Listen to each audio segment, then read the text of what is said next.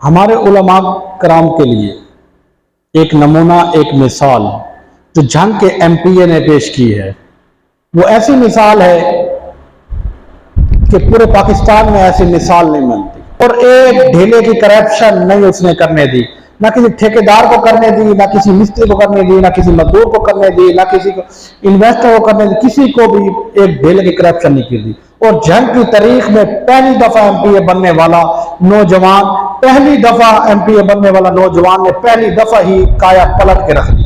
जो 4 अगस्त को वो उन तमाम मंसूबाजात का इफ्तिताह करने जा रहा है। और पाकिस्तान, पंजाब क्या पूरे पाकिस्तान के किसी हल्के में भी किसी एमपीए, एमएनए, मिनिस्टर, कमिश्नर किसी ने भी इतना काम नहीं किया जितना उस अकेले ने करके दिखाया है कि ये एक आलिम दीन का किरदार है अवाम के सामने। इस तरह के किरदार और भी आने चाहिए ताकि हमारे शहर बदले, हमारी अवाम बदले। वहां की अवाम क्या, बच्चा, बूढ़ा, माएँ, बहनें सब उसके लिए दुआएं कर रही हैं। ये उलमा का किरदार है जो उसने वाजे करके अवाम को दिखाया है। हम हुजरों में बैठ के किरदार बताएंगे तो कोई नहीं सुनेगा, हम बंद कमरों में अपना किरदार बताएंगे तो कोई नहीं सुनेगा, हम अपने तलबा को अपना किरदार बताते रहेंगे, कोई यकीन नहीं करेगा, हम अपने बंद मदरसों में किरदार बताते रहेंगे, कोई नहीं मानेगा।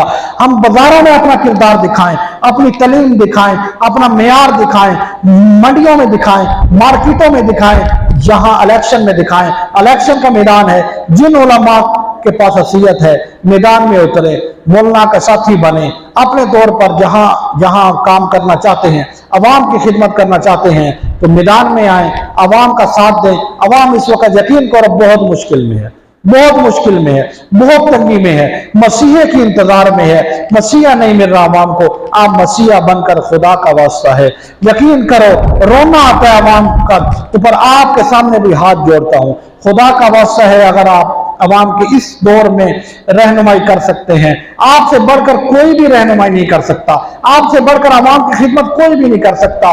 किसी के अंदर एहसास नहीं है, जो भी अवाम की खिदमत करने के लिए निकलता है सबसे पहले उसको काटता है, सबसे पहले हमारे गरीब को पीसता है, सबसे पहले गरीब के पेट को काटता है, तो उनके कत्ल करता है। तो इसलिए मेरे उलमा साथियों, बुजुर्गों, मेरी आपसे यही गुजारिश है, अवाम तंगदस्त है, परेशान हाल है, आपके अलावा कोई नहीं।